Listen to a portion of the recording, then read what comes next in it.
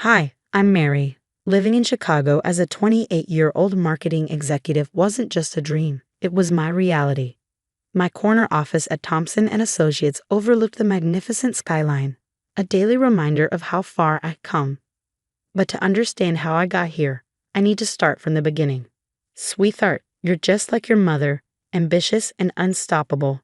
My father, Martin Thompson, used to say, as one of Chicago's top real estate developers, he ensured I had the best of everything: private schools, summers in Europe, and connections that opened every door. Daddy, guess what? I made senior executive. I had burst into his office last month, beaming with pride. That's my girl. We need to celebrate, he replied, already calling for Karen, my stepmother. Maybe we should keep it small, Karen suggested smoothly. After all, Sandra's engagement party is next week. We wouldn't want to overshadow that. Classic Karen. She always had a way of making sure my younger sister, Sandra, stayed center stage. Not that I minded. I adored Sandra. She was the spitting image of our mother, the one we lost when I was 12 and Sandra was 9. Promise me you'll always protect your sister, Mom had whispered from her hospital bed. And I did. Even when Karen came into the picture 3 years later, with her perfectly coiffed hair and razor-sharp comments. Victor, my investment banker fiancé, was another piece in our family puzzle. Handsome, wealthy, and from the right family, he was everything Dad had hoped for in a son-in-law. Yet Karen always had a way of making her approval conditional. Are you sure the charity work with burn victims is appropriate? Karen said one evening, lips pursed. Your father's worried it might reflect poorly on the family image. Those people need support, I replied firmly. The Thompson Family Foundation should stand for more than just galas and photo ops. Karen's subtle manipulations didn't bother me much then. I was too busy living my dream, managing a team at work, planning a wedding with Victor, and running the burn victim support program at Chicago General. Everything seemed perfect, until it wasn't. That night, the rain pounded against my windshield as I drove home late from work, excited to finalize the Thompson Tower marketing campaign. My phone buzzed with another missed call from Victor, who had been distant lately. I chalked it up to wedding stress. Then it happened: screeching tires, blinding lights, metal crunching, heat, darkness. I woke up to the sound of beeping machines and hushed voices. The burns are severe, a doctor was saying. She'll need multiple reconstructive surgeries. Through my good eye, I saw Victor standing in the doorway, pale and distant. Oh God, Mary, he whispered, but something about him felt off. In the days that followed, Victor's visits became shorter. He avoided looking at me, his phone always in hand. One day, he finally said it. The scaring, it's permanent, he mumbled, not meeting my gaze. When Dad finally came to visit, Karen clung to his arm. What were you thinking, driving in that weather? Dad scolded. Do you have any idea what this does to our family? Sandra's wedding is in 3 months. The photos, how will this look for the Thompson name? Karen chimed in, ever the problem solver. We'll need to speak with the wedding planner. Adjustments must be made. That's when my phone buzzed, a notification from social media. It was a photo of Sandra at La Colonial, laughing over champagne with Victor. The timestamp was from 2 nights ago. What is this? My voice cracked as I turned the phone toward Victor, who had just walked in. The look between him and Sandra said it all. How long? I asked, my voice barely audible. Mary, you have to understand. Sandra began, tears in her eyes. 6 months, Victor admitted, his voice hollow. It just happened. As the hospital monitors began beeping faster, Karen's cool voice broke the tense silence. While this simplifies things, she said with unnerving composure. Martin, perhaps now is the time to discuss changes to the will. My father stood stiffly at the foot of my bed, avoiding my gaze. Given recent developments, we feel it's best to protect the family's interests, he said, his voice hollow. You'll understand, Princess. Protect the family? My voice trembled. I am your family. Later that night, their voices filtered through the thin hospital door. Martin, be reasonable, Karen pressed. She can't possibly attend the charity gala looking like this. The board members, the press, they were already asking questions about the accident. And Sandra's wedding photos will be in every society page. I know, he sighed. The Thompson name can't afford this kind of attention, not with a new development project pending. You're right, as always, Karen cooed. I'll have the lawyers draft the paperwork tomorrow. I lay in silence, my face burning, not from the scars, but from their words. They were dismantling my life piece by piece, as if I were a liability rather than their daughter. The perfect daughter, the perfect fiancée, the perfect life, all gone in a flash of headlights and betrayal. That night, something shifted inside me. Watching Victor and Sandra leave together, his arm casually draped around her waist, I made myself a promise. This won't break me, it will make me stronger. I moved into a tiny studio apartment in Lincoln Park. It was nothing like my old penthouse, but it was mine. Unpacking my few remaining belongings, I laughed at the irony. Years of luxury, and now I was starting over with just 2 suitcases. You sure you don't want me to punch Victor in his perfect teeth? Diana, my best friend and Dad's executive assistant, asked as she helped me settle in. I'd rather you help me access their emails, I said with a wry smile. Honey, I've got access to everything, Diana replied, her eyes sparkling. And something's not adding up with the Thompson Tower finances. It was at a coffee shop where I met Marcus Chen. He was reviewing contracts at a corner table, his laptop open. Excuse me, I said, gesturing to his screen. Is that the Henderson merger document? There's a clause on page 47 that's going to cause problems. He looked up, his gaze steady and kind, not flinching at my scars. You're familiar with corporate law? I used to be someone else. And who are you now? That question led to coffee, which led to lunch, which led to Marcus becoming more than just a friend. Over time, I shared my story with him. Diana kept digging. You won't believe this, she said one night.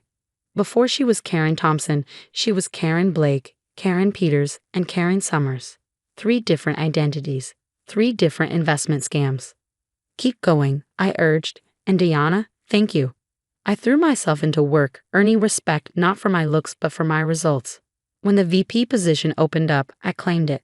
Marcus suggested I start a support group for burn survivors, and the Burn Survivors Network was born. Local news covered it, then national outlets. Suddenly, my scars weren't a mark of shame. They were a symbol of survival. Your father's been asking about you, Diana reported one evening. Karen's getting nervous. She knows I've been accessing old files. Let her sweat, I replied. Meanwhile, Marcus spread documents across my kitchen table. Victor and Sandra have been siphoning money through shell companies, he explained. Karen's signatures are all over it. And these shell companies, they match her previous identities.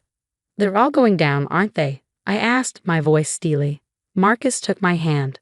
Legally, we can't do anything directly, but sometimes karma needs a little nudge. The evidence was damning. Fraudulent contracts, embezzled funds, Karen's hidden past. The SEC would be very interested in these trading patterns, Marcus mused. And the press would love a story about society's perfect couple building their dream wedding on stolen money, Diana added. I looked at my reflection in the window. My scars told a story of survival. But they had also taught me an invaluable truth. Sometimes the prettiest faces hide the ugliest truths. Send copies of everything to my private server, I said, determination hardening my voice. I told Diana and Marcus, make sure we're legally protected. Already done, Diana said. Now we wait.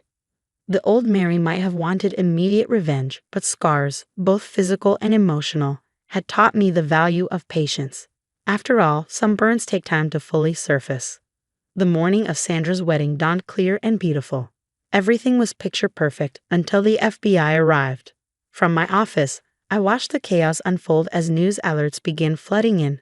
Prominent Chicago banker arrested for massive securities fraud. The headlines grew more damning with every hour. Remember me, Karen? A woman's voice cut through the disrupted ceremony. Or should I say Elizabeth Morgan? You ruined my family in Boston 10 years ago. More victims came forward, and Karen's meticulously crafted facade crumbled. Reporters unearthed her trail of deception across 3 states, 3 identities, and countless scams. Diana texted me. The board has called an emergency meeting. Martin is being forced to step down. The SEC froze all accounts. I sipped my coffee, watching the empire my father had built unravel. The Thompson Tower project, Victor and Sandra's personal piggy bank, was exposed, millions siphoned and laundered through Karen's network of shell companies. Sandra stormed into my office that afternoon, looking nothing like a bride. Gone was the wedding gown, replaced by designer casual wear that would soon be all she had left. "You knew, didn't you?" she accused, her voice breaking. "Like you knew about Victor while I was planning my wedding," I replied coolly. The mansion was listed for sale within days. Martin moved into a modest condo, his social standing in tatters.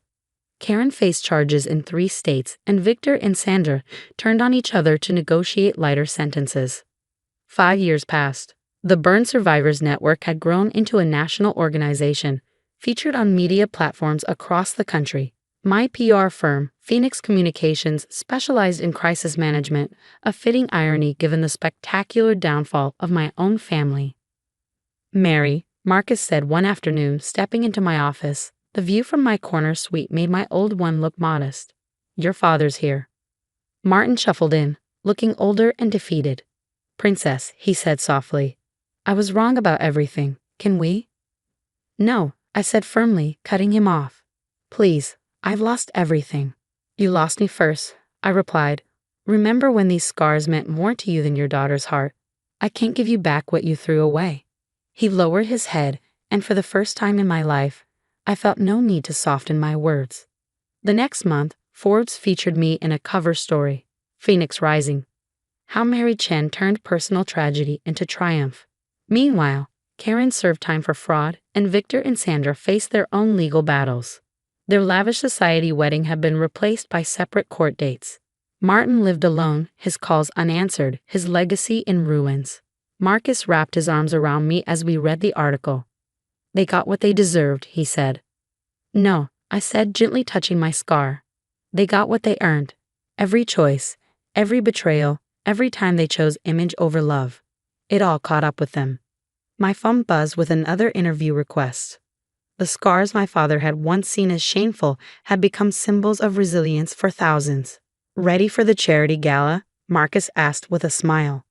I nodded, remembering Karen's cutting words about my tainting the family image. Now that tainted image graced magazine covers while Karen wore prison gray.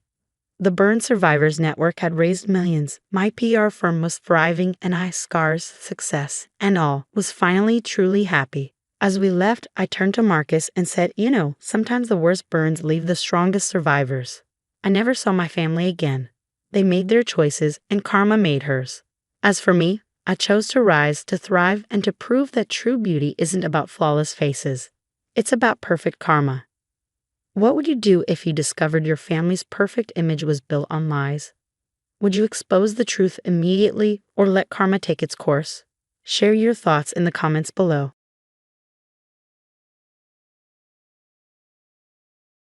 Hi, everyone.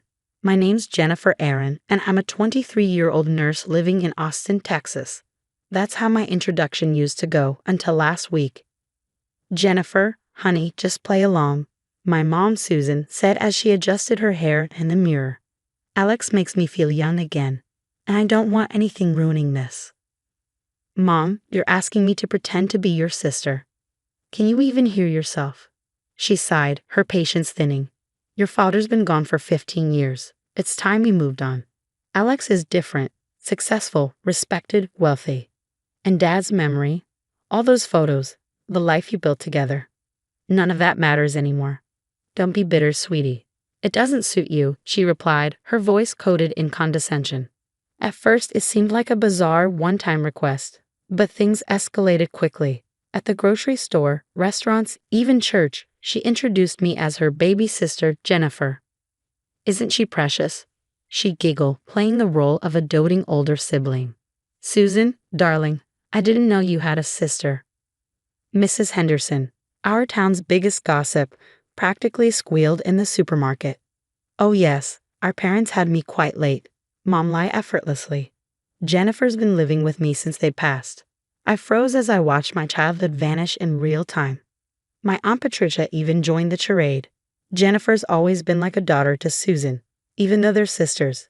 Such a special bond." It wasn't long before my best friend, Rachel, caught me crying in the hospital break room. "This is insane, Jennifer. Your mom's taking this way too far." "What can I do?" "She's threatening to pull her co-signing from my nursing school loans if I don't go along with it. I still have 2 years of payments left." The situation spiraled further when Alex's daughter, Madison, knocked on my door one evening. "Something's not adding up about your sister," she said, studying me carefully. "Madison, it's complicated." "No, what's complicated is watching my father fall for another gold digger. But this time, it's different. The way Susan talks about you, it's like she's trying to erase something." And Madison wasn't wrong. Over the following weeks, Mom's transformation became even more surreal. Designer clothes replaced her nurse scrubs. Her accent changed. She dropped a full decade off her age. One night, I overheard her telling Alex, "Jennifer and I grew up in Connecticut, but we moved here after our parents' accident." She crafted an entirely new backstory. The final straw came when I found my birth certificate in the trash, torn to pieces. A new version appeared in Mom's files, listing her as my sister and 2 fake names as our parents. When she caught me staring at the altered documents, her voice softened. "Remember who supported you all these years, who took extra shifts to put you through school. The least you can do is help me find happiness." I barely recognized her anymore. Her lies all came to a head at the wedding. "Ladies and gentlemen," Alex's voice boomed across the reception hall, "I'd like to propose a toast to my beautiful bride, Susan, and welcome her beloved sister, Jennifer, to our family." The crowd cheered as I forced a smile, gripping my champagne glass so tightly I thought it might shatter. "Susan looks barely 30, Mrs. Henderson gushed to her gossip circle. "Thank you," Mom replied sweetly. "Jennifer has been my rock since our parents' passing." Later that evening, I overheard Madison in the hallway. "Dad, don't you think it's weird?" I looked up Susan's background, and things don't add up. "Madison, stop being paranoid. Not every woman is like your mother." I slipped away to Mom's home office, searching for my grandmother's will. What I found instead were altered inheritance documents. My claim had been erased, replaced by her fictional sister narrative. Looking for something, Mom's voice startled me. "You changed the will. That was Grandma's money for my education." "Lower your voice," she hissed. "Alex can't know about my real age or your inheritance claim. I'll handle your education. Just stick to the plan." The next week, my student loan officer called. "Miss Aaron, your cosigner has requested removal from your loans." "She can't do that. I still have 2 years of payments left." "Then you'll need to find a new cosigner or pay the balance in full." I broke down in Rachel's apartment that night. "She's systematically erasing everything about my childhood." I sobbed. "Jennifer, this isn't just wrong. It's illegal," Rachel said, her face grim. The next day, she showed me a Society page article about Mom's charity work. The dates didn't match her new backstory. That's when I decided to meet with Kevin Matthews, a local investigative journalist. "What made you suspicious?" Kevin asked, leaning forward in the coffee shop. "Public records," I explained. He slid a file across the table. Inside were documents revealing another marriage, another child she'd abandoned, just like she was trying to erase me now. Madison had been helping me dig deeper into the mess. I found discrepancies in my dad's financial accounts, she revealed one evening, her voice low. That night, Mom cornered me as soon as I got home. "I saw you with that reporter, Jennifer. Remember our agreement about your loans?" "You mean your threats?" I shot back. "I'm giving you a better life. Look at this house, these opportunities." "By erasing me? By stealing my identity for credit cards? You ungrateful little—" "Susan, darling." Aunt Patricia stumbled in, already tipsy, cutting her off. "Oh, sorry to interrupt your sisterly chat." "It's fine, Patricia. Jennifer was just leaving," Mom said, her tone clipped. But I didn't leave. Not yet. I turned to Aunt Patricia, just like that other girl left, the one from Nevada. The words escaped before I could stop them. Mom's face went pale. "What is she talking about, Susan?" Patricia slurred, confusion etched across her face. "Nothing. She's confused."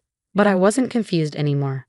Every lie, every manipulation, every stolen document, it was all falling into place. A few days later, my cousin Amy handed me a stack of old photos. "I found these in my mom's attic. Look, this one's from your 5th birthday party. There's Aunt Susan cutting your cake." "These are great, but we need more," I said, flipping through the pictures. Madison called that night. "Jennifer, I found something else in my dad's study. Susan's been writing checks to herself from the company account, and she's opened 6 credit cards in my name." Before I could respond, my phone buzzed. It was Rachel. "You won't believe this. Mrs. Peterson, from your old elementary school, she gave me a copy of your third grade registration papers. Guess who signed them as your mother?" "Susan?" "Yep. She kept copies of everything. I'll scan them and send them over." Piece by piece, the puzzle was coming together. Kevin, the journalist, slid into our regular booth at the diner the next day, his laptop already open. "I found something big," he said, pushing the screen toward me. There it was, her first marriage, Gregory Phillips, Las Vegas. They had a daughter named Emma. What happened to them? I asked, my stomach churning. Gregory's serving time for fraud. But the interesting part, Susan testified against him in court. The daughter disappeared from all records after that. It's eerily similar to what she's doing now. The break room at the hospital became my makeshift office between shifts. I documented everything. Dr. Torres, my childhood pediatrician, provided my medical records. "I delivered you Jennifer," he confirmed. "I remember Susan holding you for the first time. Aunt Patricia, wine on her breath, broke down one night. Your mother made me promise," she confessed. "But I can't keep lying. She forged your grandmother's will. She said it was for your own good." Madison, constantly digging, texted me updates. Quarterly reports show huge discrepancies in Dad's company finances. Susan's been cooking the books. Kevin helped me trace her pattern over the past 20 years. Multiple identities, multiple cities. She targeted wealthy men, crafted new personas, and left destruction in her wake. Rachel helped me organize the evidence chronologically. My birth certificate, torn but restored. School records and registration forms signed by Susan as my mother. Medical files from my infancy. Photos proving the life we once had. Bank statements showing identity theft. Forged documents. Don't forget the videos, Madison said, handing me a flash drive. Every public event where she introduced you as her sister. Every contradiction in her story. My phone lit up with a text from Mom. "Coming to Alex's charity gala tomorrow night." Another buzz followed, this time from Aunt Patricia. "Susan's nervous. She knows you're up to something." I stared at the wall in my small apartment, a college of evidence meticulously organized. Years of lies, manipulation, and fraud were pinned up like a macabre work of art. Mom had taught me to keep everything, every receipt, every document, every trail of proof. "Always have evidence," she'd say. How ironic that I was now using her own lesson against her. "You sure you want to do this?" Rachel asked, handing me another folder. She gave me no choice, I replied, scanning the last piece of my arsenal. She tried to erase me, my identity, my past, my future. She doesn't get to win. Kevin called as I zipped the evidence into a sleek black folder. "Everything's ready. Once this hits, there's no going back." "Good," I said, my voice steady. "Let's see how she likes having her life erased." The night of Alex's charity gala was a spectacle. Chandeliers sparkled overhead, and the elite mingled in designer gowns and tailored suits. I lingered by the door, my heart pounding as I watched the night unfold. Then it happened. "Have you seen these documents, Mr. Cooper?" one of Alex's business partners asked, holding up a USB drive. I had ensured it found its way into their hands anonymously earlier that day. Across the room, I watched Alex's face turn ashen as he scrolled through the files. "Alex, darling, what's wrong?" Mom's perfectly manicured hand touched his arm, her voice oozing concern. "These financial records, Susan," he choked out. "What have you done?" The whispers began immediately. Partners huddled together, their phones lighting up with the files I'd exposed. Mom's frozen smile faltered as her eyes darted across the room. "Ladies and gentlemen, Kevin Matthews, the journalist, announced with a champagne glass in hand. Tonight's edition of the Daily Tribune features an intriguing story about identity theft and family fraud. Complimentary copies are being distributed now." "This is all a misunderstanding," Mom protested, her voice rising. "A misunderstanding?" A woman pushed through the crowd. "Like how you testified against my father and abandoned me 20 years ago." It was Emma Phillips, Mom's long-lost first daughter. The room erupted. Mrs. Henderson's gossip circle transformed into an impromptu tribunal. She told me she was only 35. She said her parents died in Connecticut. She claimed Jennifer was her sister. Two officers stepped forward as if on cue.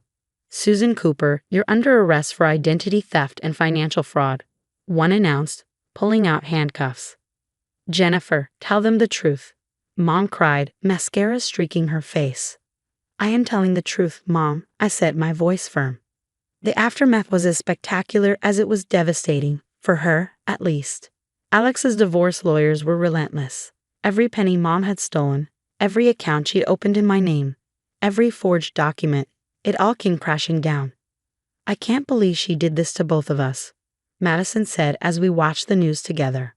The investigation reveals Susan Cooper operated similar schemes in 3 states, the reporter announced. With Mom in custody, I focused on rebuilding my life. The hospital promoted me to charge nurse, recognizing my strength through the ordeal.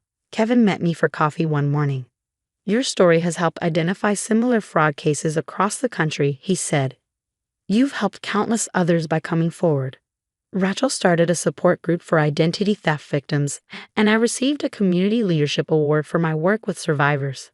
Emma and I became close, founding a nonprofit to help children of con artists rebuild their lives. We're real sisters now, Emma said with a smile, not the fake kind Mom tried to create. One day, my phone buzzed with a text from Mom. I'm sorry, can we talk? I stared at it for a moment before deleting it. Some people don't deserve second chances. As I walked into the hospital for my shift, head held high, I smiled. The truth had set me free, while lies had left Mom with nothing. Would you forgive your mother if she erased your identity, stole your inheritance, and destroyed your past just to marry a rich man? Let me know in the comments below.